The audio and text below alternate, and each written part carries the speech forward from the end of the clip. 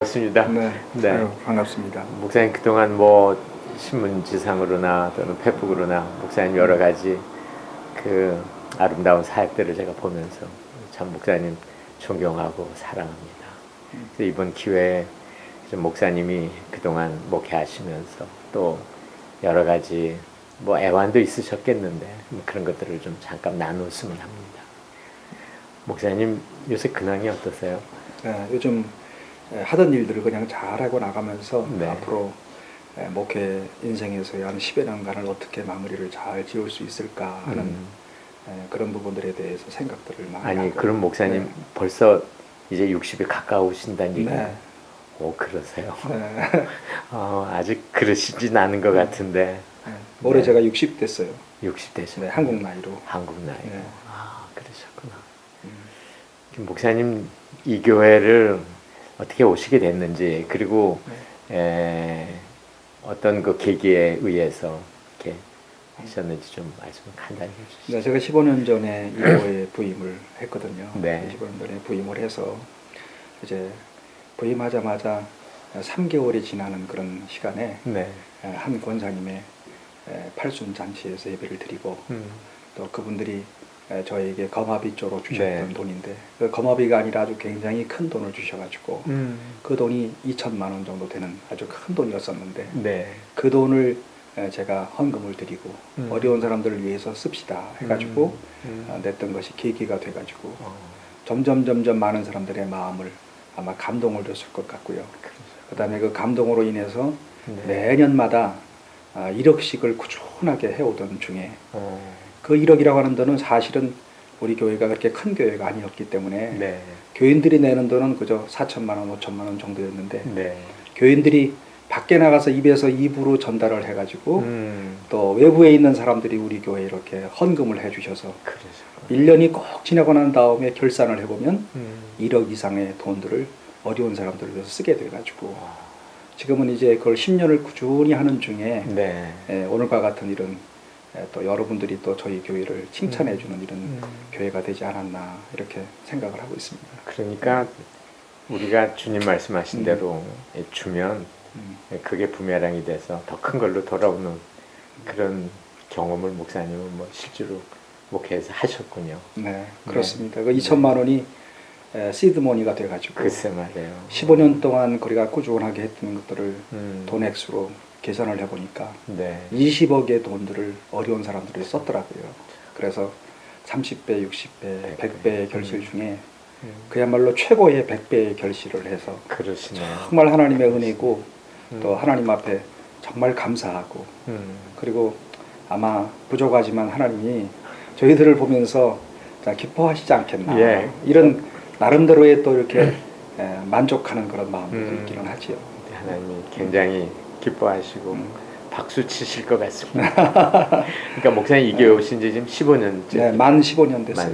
네. 그러니까 맨 처음에 목사님 이 교회 오실 때 그래서 가장 인상에 남고 기억에 남는 무슨 에피소드 같은 거 있으신가요? 네, 저는 여기 서울이라고 그래가지고 아주 굉장히 그런 참 좋겠구나. 네. 그리고 또 하나님이 모든 것을 인도하시지만 인간적인 생각을 왜 안 하겠어요. 네. 서울에서 애들 교육도 시키고 참 좋겠구나 싶어가지고 참 하나님이 인도하셔서 감사하다 왔는데 와보니까 서울에서 최고의 달동네고 최고의 가난한 사람들이 교인들은 그리고 한 150명 모이는 조그마한 그런 교회였었는데 그런 교회에 전체 3분의 2 정도가 전부 100만 원 이하의 그런 수입으로 생활하는 그런 가난한 사람들이 모여있는 그런 교회에 왔더라고요. 그렇지만 또 하나님이 보내주셨으니까 여기서 앞으로 목회를 어떻게 하나 이렇게 걱정하고 인간적으로 또 염려를 많이 했지만 그 3개월이 지난 그 이후에 하나님께서 이런 뜻이 있으셔서 나를 이곳에 보내셨구나 하면서 정말 어떻게 하면 하나님을 사랑하는 그런 예배를 잘 드리게 할 수 있을까 또 어떻게 하면 저 가난한 사람들을 통해서 예수님의 사랑을 나타낼 수 있을까 하는 쪽에 그렇게 생각을 하고 기도하는 중에 하나님이 오늘과 같은 이런 기회를 주셔가지고 나눔과 섬김의 사역에 최선을 다하게 됐다고 그렇게 그러니까 생각하죠. 목사님의 그거를 보면 들어보면은 목사님의 그 목회 철학의 그 프레임은 하나님 사랑과 이웃 사랑이군요. 네네, 그렇죠. 그렇습니다. 그러니까 네. 하나님 사랑을 네. 최선을 다해서 할 때 네. 이웃 사랑을 통해서도 이 네. 나눔을 실천하게 되고 네. 열매를 거두게 된다. 네, 아주 그렇습니다. 굉장히 좋은 목회 철학을 지금까지 잘 15년간이군요. 그러니까 네, 네, 해오고 계시는군요. 그래서 목사님은 지금도 목회 사역을 하시면서 가장 마음에 두고 계시는 그 뭐 주안점이라고 할까 목회의 그 내용은 어떤 거로 목사님 말씀하실 수 있겠습니까? 네, 그러니까 교인들에게 현재 나오는 우리 모든 교인들에게 예배를 어떻게 하면 잘 드려서 심령의 내면을 좀 뜨겁게 하고 네. 영적으로 좀 이렇게 뜨거운 마음으로 주님을 잘 섬길 수 있을까 하는 네. 것이 가장 중요한 그런 문제이고 그 다음에 정말 작은 사람들, 작은 벗들을 어떻게 그들에게 잘 나눌 수 있을까. 네. 그래서 오늘날 이렇게 양극화 시대고 또 자본주의의 어떤 능력별 분배를 필요한 사람들한테 어떻게 잘 나누어 줄 수 있을까.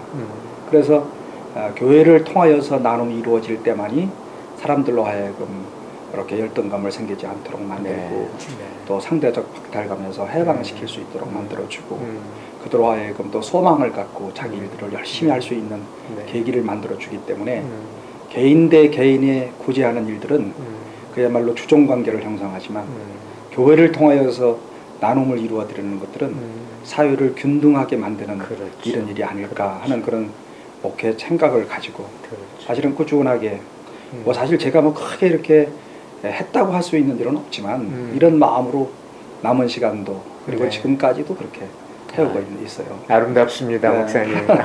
근데 사실 제가 목사님을 처음 참 이 좋은 목사님이 이렇게 계시는구나 하는 거를 내가 알았을 때는 그 어르신들 안부를 묻는 우유배달 네. 이거를 제가 보고 들으면서 이렇게 좋은 목사님이 계시는데 한번 좀 사귀어봤으면 좋겠다는 그런 마음이 제 마음속에 참 많이 있었습니다. 네.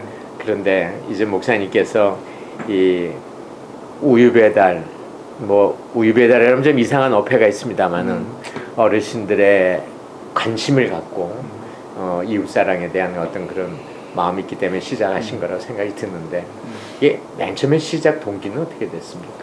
근데 시작 동기는 사실 우유 배달을 하는 동기는 모두가 다 제가 무슨 구체적 계획을 가지고 시행한 것은 아니고 그냥 꾸준하게 주변에 어려운 사람들의 필요에 따라서 그리고 따뜻한 마음으로 출발했던 것들이 하나님의 은혜로 그때그때마다 규모가 있어지게 되었고 네. 그때그때마다 도움의 손길들을 받게 되었고 그리고 시간이 지나가면서 커지면서 좀 더 이렇게 사단법인으로 만들어지게 됐던 거지요. 네. 그래서 사실 맨 처음에 이제 교회가 어려웠을 때임에도 불구하고 제가 사실 제 처남하고 이렇게 포항에 같이 내려갈 수 있는 가족 행사 때문에 가는 길 때문에 내려갔다 오다가 사실 우리 처남이 교회를 다니지 않는 아직도 넌 크리스찬이지만 사회 속에서 또 회사를 중소기업을 경영하는 사람인데 내가 이 사회에서 좀 돈 좀 조금 그래도 벌었는데 나도 좀 착한 일을 좀 할 수 있는데 뭘 좀 했으면 좋겠나 저보고 그러길래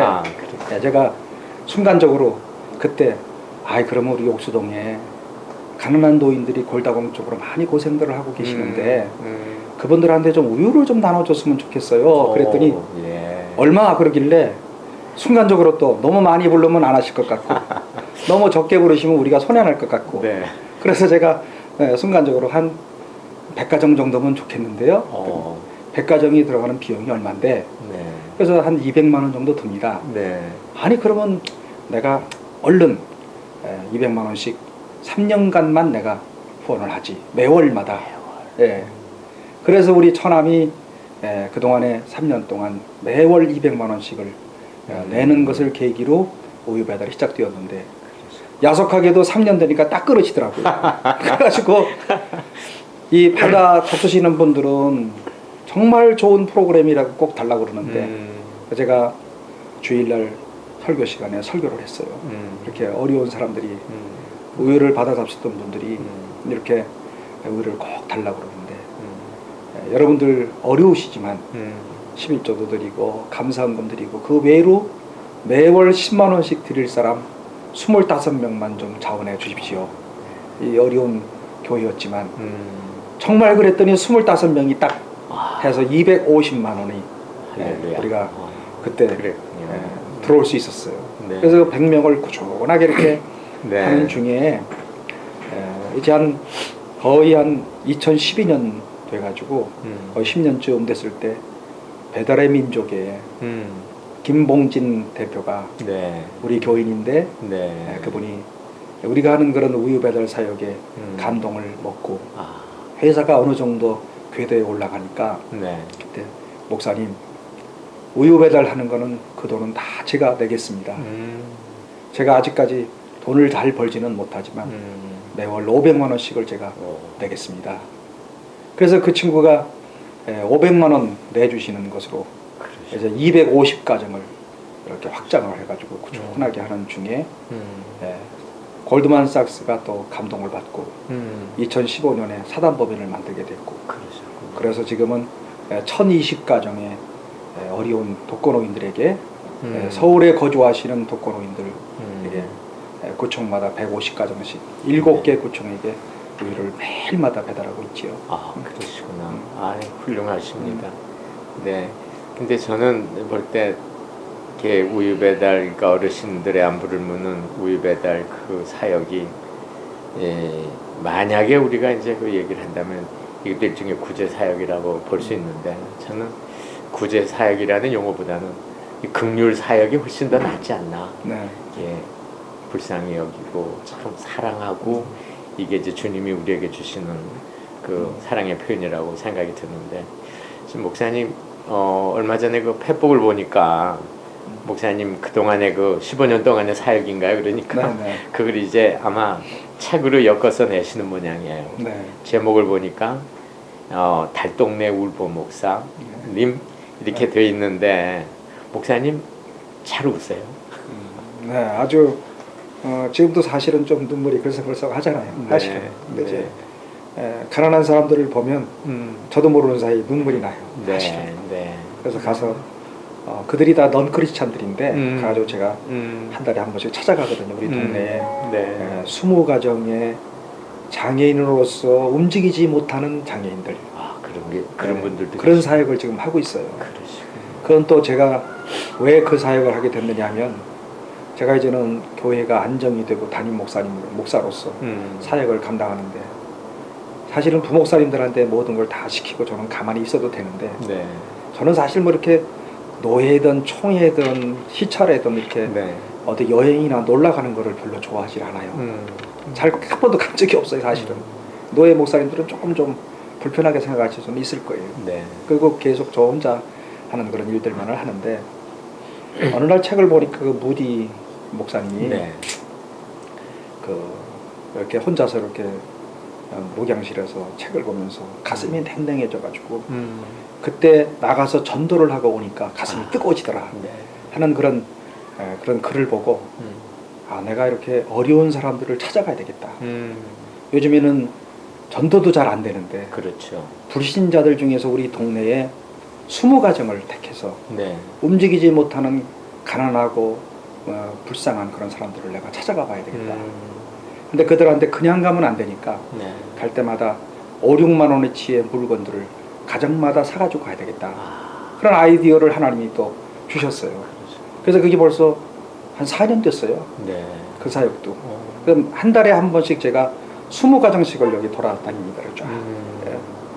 한 달에 들어가는 비용이 100만 원이죠. 100에서 120만 원 정도.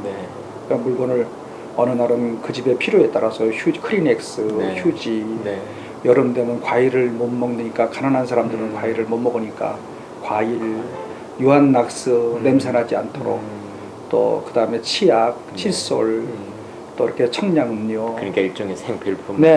그때마다 제가 가정을 돌면서 살짝 그 가정을 보면서 필요하게 느껴지는 생필품을 사가지고 그리고 제가 가정마다 돌아가는데 다 옛날에 어릴 때 주일학교들은 다녀봤지요. 제가 가서 제가 한번 기도 한번 해드릴까요? 그러면 그분들이 다 그러면 싫어요 그런 사람이 어디 있겠어요. 제가 물건까지 사갖고 왔는데 그래가지고 이렇게 손을 잡고 기도를 하면 그분들이 엉엉 우니까 저도 그러면 또 같이 이렇게 울고 정말 이 불쌍한 사람들이 많죠. 그래서 그러다 보니까 이제 설교할 때도 또 가난한 사람들 생각하면 눈물이 나고 실제로 또 이렇게 장애인들 가가지고 이렇게 가서 기도할 때 또 눈물이 나고 그리고 그러나 이제 같이 이렇게 울어주면서 제가 생각할 때는 제가 뭐 울라고 해서 우는 게 아니라 눈물이 나니까 우는 거니까 그러니까 그런 걸 통해서 제가 울범 목사라고 하는 이제 별명이 붙었고 그래서 이번에 책도 사실은 여러 가지로 그 출판사에서 생각을 하다가 네. 아마 이런 달동네의 울범 목사가 제일 좋지 않겠나 해서 아마 우리 그 편집 주관이 그렇게 정한 네. 것 같아요. 근데 제목이 아주 참 좋은 것 같아요. 정말 좋은 것 같아요. 예. 아. 제가 그래서 페북에서 딱 보고 와 이건 누가 제목 정하셨을까 이런 생각을 했는데 예, 참 진솔한 그런 책 제목 같고 많은 분들이 아마 도움을 받으실 것 같고 도전을 받을 것 같습니다. 그래서 저는 이게 목사님 사역을 보면서 보통 지금 한국 교회가 선교에 대해서 마치 뭐 서로 경쟁들 하듯 뭐 후원하는 또 파송하는 파송 선교사도 있고 후원하는 선교사들도 있는데 뭐 그러지 주변에다가 또 쫙들 이름들 실어 놓으시고 뭐 그러시더라고. 그런데 지금 목사님 교회도 지금 파송 선교사가 계시나요? 저희 교회는 구체적으로 파송 선교사 하시는 분이 사실은 없어요. 그리고 협력하는 그런 선교사님들은 또 몇 분들은 계시죠. 네. 근데 이제 그런 사실은 우리 좀 전에 말씀하시는 것처럼 저는 어떤 복음을 땅끝까지 전하라 하는 것을 원치 않아서 그러는 게 아니라 또 이렇게 지역을 나눔과 그 섬김을 하다 보니까 네. 그쪽에 신경을 많이 못 썼는데 앞으로는 이제 파송 선교사님도 저희들이 좀 해야 되겠다 하는 그런 생각들도 갖고 파송 선교사라는데 좀 더 계획을 잘 세워서 정말 선교사님처럼 하는 선교사님을 파송해야 되겠다 하는 그런 계획들은 있어요. 거기에 대한 것들은 또 제가 사실은 할 말씀이 많이 있지만 그러나 또 이런 자리에서는 조금 그래서 저는 독일에서 있으면서 선교사님들에 대한 그런 생각들을 제 나름대로 좀 긍정적인 측면보다는 부정적인 측면의 영향들을 좀 받은 적도 있고 또 현재 한국 교회가 사실은 여러 가지로 또 부정적인 그런 측면들 또 이 선교사님들을 보내놓고 보낸 교회가 그 선교사님들을 어떻게 관리하고 담임 목사가 그 선교사님과의 관계 속에서 자기가 어떻게 하느냐 이런 부분들은 제가 굉장히 부정적으로 생각을 하고 있어요. 근데 그건 나중에 우리가 이제 또 기회 되면 한번 말씀을 나누겠지만 저하고도 상당히 동감이 되는 그런 말씀들인 것 같습니다. 그래 목사님 말씀을 이렇게 들어보니까 제가 요새 상당히 많이 고민한 것 같다 하나는 이 전도인데요. 한국 교회가 지금 뭐 침체되어 있고 교회들마다 다 어렵다고 얘기를 하시는데 나는 그 돌파를 뭐를 해야 될 거냐 그럴 때 저는 그래도 전도라고 생각합니다. 때를 어떤지 못 어떤지 복음을 전해야 되는데 복음을 전하는데 교인들은 전해요. 열심히 전하고 그러는데 목사님들이 안 전하시는 거. 난 목사님들이 먼저 앞장서고 자 우리 전도하러 나갑시다. 이러면 교인들이 따라 나갈 텐데 목사님은 앉아 계시고 나갔다 와라. 이러니까 교회에 역동감도 없고 교인들이 목사님을 통해서 실질적으로 그 전도에 대한 배움도 없고 그런데 목사님 말씀을 들으니까 목사님은 이 관계 전도를 통해서 그렇죠. 그래서 그 연약한 지체들이지만 그래도 찾아가서 그들에게 사랑을 베풀고 뭐 그들에게 복음을 어떻게 이렇게 전하시는지 저는 잘 모르겠습니다. 그러나 그 사랑만으로도 충분히 이 목사님이 나를 와서 기도해줬다. 나에게 이렇게 사랑하는 마음을 베풀어 주셨. 이것만으로도 난 대단한 전도라고 생각을 합니다. 앞으로 이런 일들이 한국 교회에 좀 많이 일어났으면 좋지 않을까 그런 생각을 해봅니다. 그리고 목사님 이거는 다른 이런 우리가 지금 얘기하는 것들하고 좀 다른 얘기인데 목사님 교회는 지금 주일학교는 어떻습니까? 아유, 주일학교가 많이 어렵죠. 그 이유는 여러 가지 그 이유가 있는데 저희 동네가 재개발을 했기 때문에 재개발하는 동안 한 7, 8년 동안에 다른 사람들이 다 이사를 갔어요. 전부 강남으로 일산으로 이렇게 3호선이 닿는 곳에 이사를 갔는데 네. 어른들은 그 정에 의해서들 나오시지만 네. 어린 아이들은 다 가까운 교회로 다 흩어지게 됐고 그렇지 않아도 어려운데 네. 그래서 주일학교가 많이 약해져 있어요. 그렇죠. 그 주일학교를 정말 한국교회 전체가 주일학교에 대한 관심을 가져야 되고 이제는 내 교회의 부흥보다도 한국 전체를 염려해야 되는 그렇죠. 이와 같은 이런 네. 때들이 오지 않았나 맞습니다. 이렇게 생각을 하고 있어요. 맞습니다. 그래 지금 통합직교회 어느 통계자를 보니까 통합직교회 약 60% 내지 70%가 주일학교가 없답니다. 네. 뭐 그런데 천주교회도 지금 제가 지난번에 3억에 관련된 3억 신문을 한번 보니까 네. 천주교도 아주 엄청난 그런 어려움을 당하고 있어요. 주일학교 애들 때문에. 그렇군요. 그래서 앞으로 이제 이거는 제가 생각할 때는 어떤 경제적인 문제와도 관련이 돼 있는 것이고 경제 발전과 네. 그 다음에 이제 이거는 이제 앞으로 한국 교회 그 다음에 어떤 신앙적 차원에서 검토해야 되는 네. 그런 중요한 네. 문제가 아닌가. 네. 저는 또 그렇게 생각을 하죠. 그러나 거기까지 확대할 필요는 없고 우리 개신교회 개혁교회가 어떻게 주일학교를 부흥을 시켜야 될까 하는 네. 문제들은 네. 아주 숙제가 되고 그래서 하여튼 우리 그 파트타임이든 풀타임 우리 부교육자들이 네. 또 이런데 좀 더 뜨거운 열정들을 좀 네. 잘 가져줬으면 좋겠는데 네. 근데 뭐 부교육자들이 이런 얘기를 드리면 또 저에 대해서 섭섭할지 모르지만 네. 담임 목사가 생각하는 어떤 그런 기대치를 그렇죠. 이루는 사람들이 이렇게 많지 않나. 근데 옛날하고는 좀 다르죠. 아니 그러니까 이런 얘기하면 욕 먹잖아요 또. 그러니까 그리고 또 그러면 사실 또 생각해 보면 제가 부교육자였을 때 제 담임 목사님들이 또 그렇게 말씀하셨을지도 그럴 몰라요. 수도 있죠. 그래서 그런 것 네. 때문에 네. 옛날하고 다르다 하는 말은 조금 조심스러워요. 근데 시대가 좀 많이 달라진 것만은 분명한 것 같습니다. 그래 저는 요새 제일 그 목회 한국교회를 생각하면 고민하는 것 가운데 하나는 제일 고민이라고 저는 생각하는 주일학교를 어떻게 살리나. 네. 주일학교가 이렇게 계속해서 어려워지면은 나는 고사라는 표현을 쓰고 싶은데 네. 이 주일학교 좀 죽어가고 있단 말이죠. 네. 근데 이게 계속 죽어가면 한국교회 미래가 있을까? 네. 그래. 지금 목사님 교회도 목사님도 지금 그런 말씀을 하셨습니다만 한국 교회들마다 여기에 대한 좀 더 깊은 진지한 고민들이 좀 있었으면 좋겠고 제가 바라는 건 그 일선 학자들이 어떤 거 방향 같은 것도 좀 제시해주고 좋은 재료들도 좀 공급해주고 뭐 그럴 수 있으면 좋지 않을까. 그래 저희 연구소에서도 여기에 대해서 교회 학교 살리는 이런 거에 대해서 지금 고민을 하고 있습니다. 네. 그래서 좋은 방법들 또는 뭐 전략들 이런 것들을 개발해서 한국 교회에 좀 알려드리고 싶고 나누고 싶은 그런 마음이 있습니다.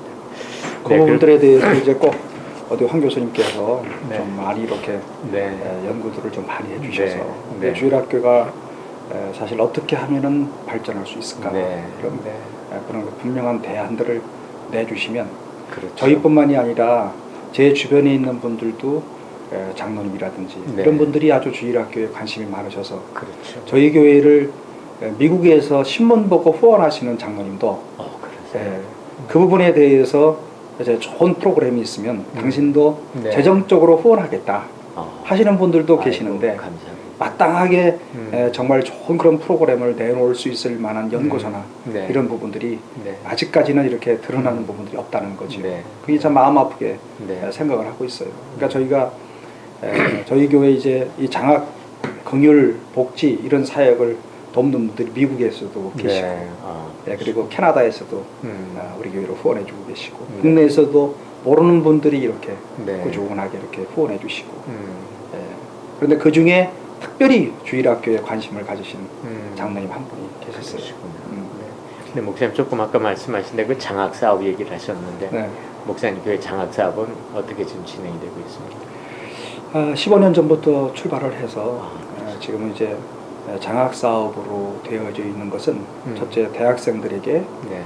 매 학기마다 10명씩 10명씩 1년에 20명 20명. 명씩 이제 그 80만 원에서 100만 원씩 지원을 하고 있고 네. 그래서 저희 교회가 300명의 학생들에게 장학금을 줬고 지금까지요. 네. 그리고 또 전기세를 내지 못하는 독거노인들에게 전기세를 내시라고 매 월마다 12가정에게 5만 원씩 현금으로 드리고 또 명절 때마다 또 사랑의 쌀을 300포씩 이렇게 동네 어려운 사람들 다 돌려드리고 또 그 다음에 김장철이니까 이제 김장을 또 해서 네. 또 가정마다 또 돌려드리고 그 다음에 또 크리스마스 시즌이 되게 되면 네. 연말연시에 또 새로운 해를 맞는데 떡국 같은 것들을 또 못 잡수시는 분들이 계시니까 네.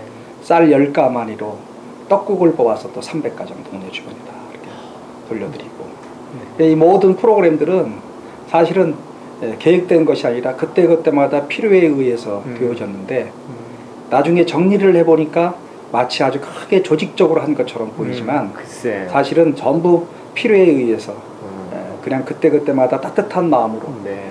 그래서 제가 요즘에 하고 나서 생각해 보니까 예수님이 기적을 나타내실 때 네. 그 전에 항상 예수님의 마음이 표현되어지는데 네. 불쌍히 여기더라. 불쌍히. 그 마음으로 예수님이 기적을 일으켰던 것처럼 네. 우리의 따뜻한 마음이 그렇죠. 오늘과 같은 이런 긍휼 사역을 하게 되는 그런 동기가 되었구나. 이렇게 제가 요즘 정리를 하고 있어요. 아주 감동적입니다, 네. 목사님. 감사합니다. 한국 교회가 참 이런 마음들을 갖고 좀 더 이웃을 찾아간다면 지금보다는 더 훈훈한 그런 사회를 만들 수 있지 않을까 생각을 합니다.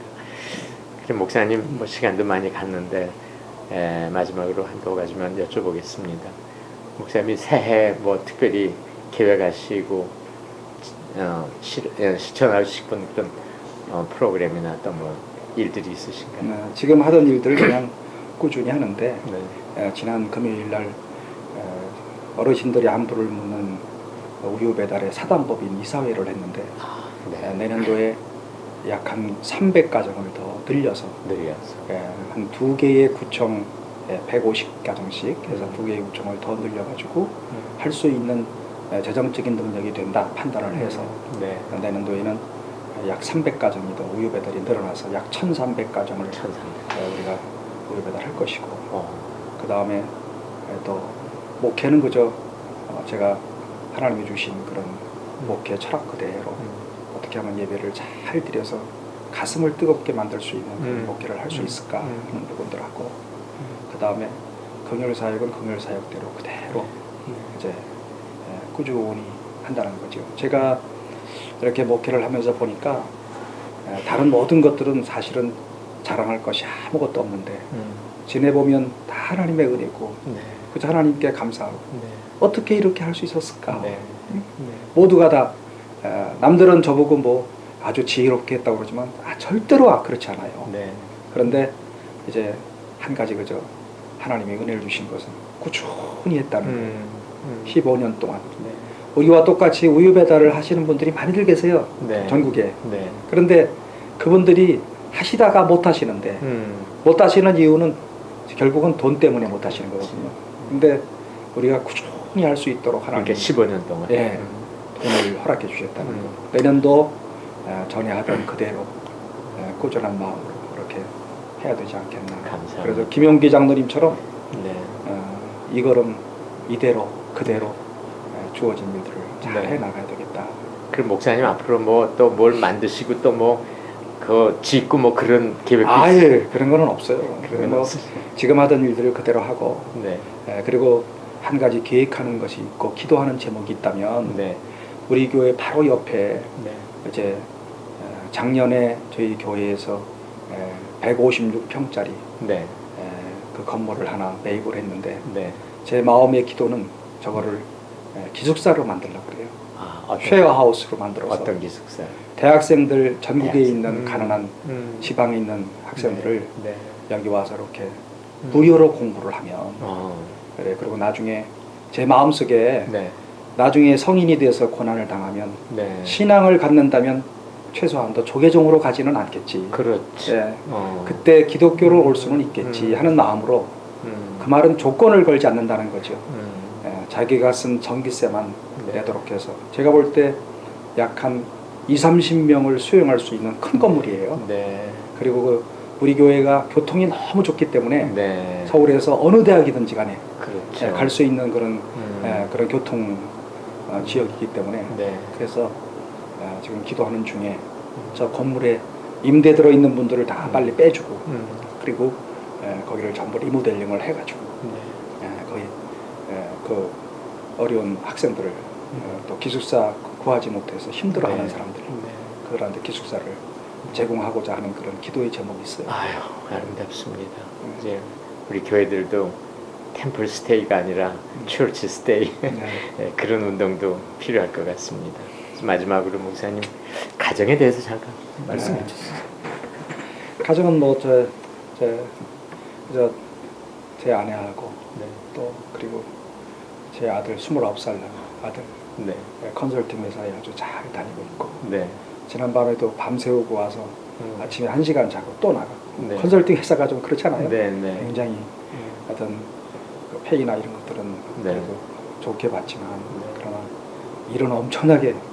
열심히 많이 하는 또 딸은 네. 또 하나님의 은혜로 또 장학금 받고 유학 갈 수 있는 기회를 주셔서 지금 미네소타 대학에서 네. 박사 과정을 받고 있어요. 26살인데 근데 다 뭐- 지내놓고 보면 옥수동에서 참 이렇게 대학을 가기가 힘들어요. 네. 사실은. 네.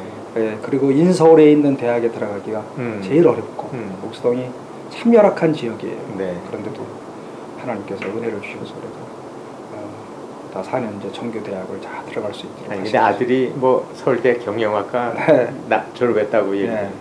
예, 아주 공부를 잘했군요. 감사합니다. 그것도 정말 하나님의 은혜입니다. 제가 네. 그저 또 교수님 말씀하시니까 그렇게 서울대 하면 또 괜히 또 다른 의미로 받아들이는 분들이 네. 계시는데 네. 아주 조심스럽고 네.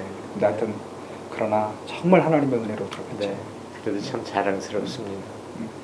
목사님 사모님 사랑 많이 하시죠? 아유 그럼요. 제 아내가 옆에서 늘 저를 위해서 기도해 주시고 네. 기도해 주고 그리고 네. 또 저에게 또 참 좋은 자가 되죠. 아유 고맙습니다. 그래서 목사님하고 이렇게 얘기를 나눠보니까 아 우리 주변에 이렇게 좋은 목사님들이 많이 계시는구나 하는 걸 새삼스럽게 깨닫습니다. 네, 지금 목사님 말씀 주신 대로 하나님께서 더 은혜 베푸시고 축복하셔서 이 교회를 통해서 또 여러 사역을 통해서 하나님의 영광 많이 올려드릴 수 있기를 주님의 이름으로 축복합니다. 감사합니다. 네, 목사님 네. 건강하십시오. 네, 감사합니다. 네, 감사합니다. 네. 네.